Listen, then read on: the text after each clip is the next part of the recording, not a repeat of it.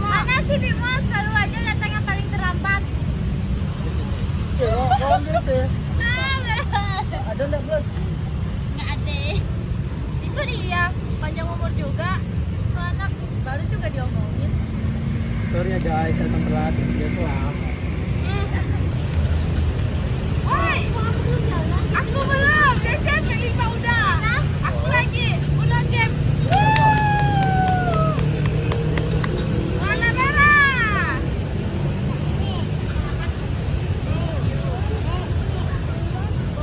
Boleh. Biasanya besok kita ada jadwal konseling loh.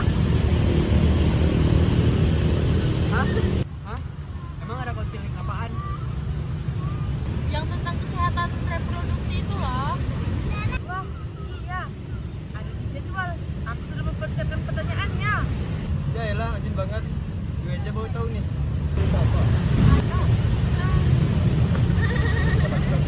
Mari dong.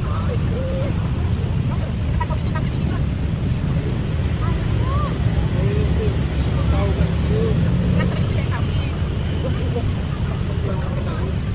Oke. Udah sore nih guys, pulang yuk. Cepat amat. Mau dulu enggak? Yuk. Ayo. Aku tuh tahu.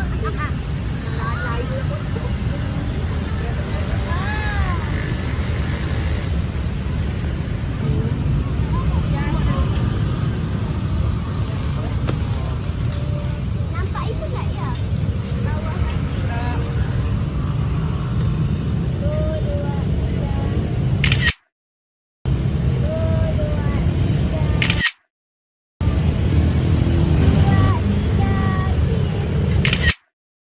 Udah banyak tuh. Ayo kita pulang. Ayo. Bye. Bye. Pulang ya guys. Bye.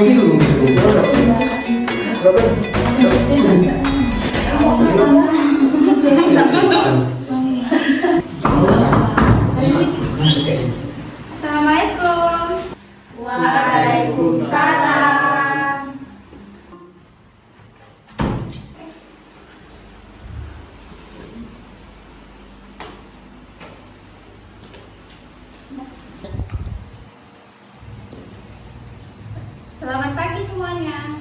Pagi. Jadi hari ini kita akan membahas topik yang sangat penting buat kalian para remaja, yaitu kesehatan reproduksi. Tapi tenang, ini bukan ceramah ya, tapi ini diskusi dari dua arah. Jadi kakak harap kalian aktif ya. Iya, Kak. Kak, kenapa sih kita harus bahas ini? Kayaknya belum perlu deh. Justru perluin kan, remaja itu masa penting, tubuh kalian mulai berubah. Kesehatan reproduksi itu bukan hanya hubungan seks saja, tapi soal kebersihan emosional dan menjaga diri. Tapi kak, bukannya ini hanya untuk cewek ya? Emangnya cowok juga harus tahu? Wah, pertanyaan bagus Bimo. Justru cowok juga harus tahu karena saling menghargai dan menjaga itu tugas bersama. Kalau begitu, kita lanjut ya. Dan ini Kak Siska sebagai moderatornya. Baik, halo semua, aku Siska. Hari ini kita ngobrol santai aja ya. Yuk mulai. Menurut kalian, apa sih yang dimaksud dengan kesehatan reproduksi? Menurutku itu tentang menjaga organ reproduksi kita supaya tetap sehat dan tahu cara kerja tubuh kita. Iya, supaya kita bisa menghindari penyakit menular seksual. Betul, kesehatan reproduksi itu menyeluruh, bukan cuma fisik, tapi juga emosional dan sosial. Aku kak, waktu pertama kali aku haid, aku panik, malu banget, bingung mau cerita ke siapa. Aku juga, tapi sekarang udah mulai ngerti kalau itu normal. Harusnya dari dulu dijelasin sih di sekolah. Kalian gak sendirian kok, maka dari itu komunikasi itu sangat penting. Kalian juga bisa cerita ke orang dewasa yang paling kalian percaya. Tapi ya kak, jadi cowok juga bingung. Mau nanya malu, nggak ditanya, jadi nggak tahu. Cowok buat gengsinya sih kak. Takut dikira aneh atau dibilang nggak jantan. Nah, penting banget untuk sadar bahwa memahami tubuh itu bukan kelemahan, tapi juga sebagai bentuk tanggung jawab. Kak, saya pernah mimpi aneh. Terus bangun-bangun, celana saya basah. Kirain ginjal saya bocor. Tenang Bimo, itu namanya mimpi basah. Normal-normal aja kok buat remaja pria kayak kalian. Tapi kak, saya pernah mimpi makan bakso. Pagi-pagi pas bangun, badannya basah semua. Itu tandanya apa ya kak? Artinya kamu lapar dan lagi puber, Rizal. Ya Allah Rizal, mimpi makan bakso itu bisa jadi mimpi erotis. Itu prestasi yang sangat unik. Aku sih aman kak. Palingan cuma mimpi pusing Mobile Legends. Adi, mungkin hormon kamu itu skip sinyal. Gak semua mimpi basah itu karena hal seksual. Kadang tubuh cuma lagi ngelepas hormon. Dan buat cewek juga punya perubahan yang lebih besar. Kak, kayak menstruasi nggak teratur gitu ya?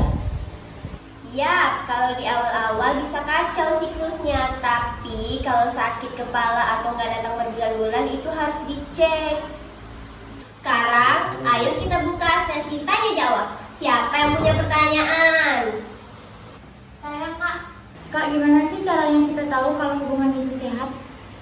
Kalau hubungan itu saling menghargai, komunikasi lancar, dan kalian bisa nyaman, itu sehat. Kalau ada tekanan, paksaan, atau emosional, rasa takut, itu bahaya. Berarti kita boleh bilang tidak, meskipun dekat banget ya. Tentu, menghormati diri sendiri dan pasangan adalah hal utama dalam hubungan. Siapa lagi yang punya pertanyaan? Ya, silakan Putri. Saya kadang bingung, mood saya suka naik turun, itu wajar nggak sih? Wajar banget Putri. Saat pubertas, hormon kalian itu naik turun. Yang penting adalah kalian bisa belajar mengontrol emosi. Saya juga kadang nggak percaya diri. Apalagi ada perubahan di badan. Aku juga Andi. Jerawat bikin aku nggak nyaman. Kadang diejek juga. Itu namanya body shaming, itu nggak boleh ya. Seharusnya kalian itu saling mendukung dan memahami bahwa setiap orang itu unik. Kak, sekarang banyak banget beredar berita tentang seks bebas di media sosial. Jadi bagaimana cara kita menyaringnya? Pilih sumber informasi yang terpercaya. Jangan mudah percaya sama semua yang lagi viral. Kalau kalian ragu, bisa tanya langsung ke orang tua, guru, atau tanya langsung ke kakak. Kak, kalau ada teman yang ngajak coba-coba itu kita harus gimana? Kalian berhak untuk menolak, karena teman yang baik itu tidak akan memaksa. Kak, kita punya hak gak sih atas tubuh kita sendiri? Punya Putri, kalian punya hak untuk merasa aman, berpendapat, menjaga diri, dan jangan takut untuk bilang tidak ya. Dan jangan malu juga untuk bertanya. Oke Kak, makasih ya Kak. Oke, sekarang ayo kita main kuis singkat. Mitos atau fakta? Aku bacakan pernyataan, kalian jawab ya. Yang pertama, perempuan tidak boleh berolahraga saat haid. Mitos. Betul, olahraga ringan itu bisa membantu kita untuk meredakan nyeri haid. Oke, yang kedua, penyakit menular seksual hanya menular lewat hubungan intim. Mitos atau fakta? Mitos kak, bisa juga dari jarum suntik atau transfusi darah. Keren Andi, edukasi seperti ini penting banget. Oke, selanjutnya. Mimpi basah tandanya cowok sudah siap menikah. Mitos atau fakta? Fakta. Ayo Bimo, mitos atau fakta? Jawabannya adalah mitos Bimo. Mimpi basah itu tanda pubertas, bukan tanda kamu siap untuk kredit rumah. Oh, aku kira mimpi basah itu sama kayak wisuda. Oke, terima kasih atas diskusinya hari ini. Kalian semua keren. Aku jadi lebih ngerti dan gak takut lagi ngomongin soal ini. Aku juga, ternyata semua orang punya rasa penyesalan yang sama ya. Semoga obrolan ini bikin kita lebih sadar dan siap ambil keputusan sehat dalam hidup kita. Sampai jumpa di sesi berikutnya ya. Tetap terbuka dan terus belajar. Terima kasih Kak. Kami dari kelompok 2, jika ada kekurangan dan kesalahan kami minta maaf. Sekian, terima kasih. Terima kasih. Bye.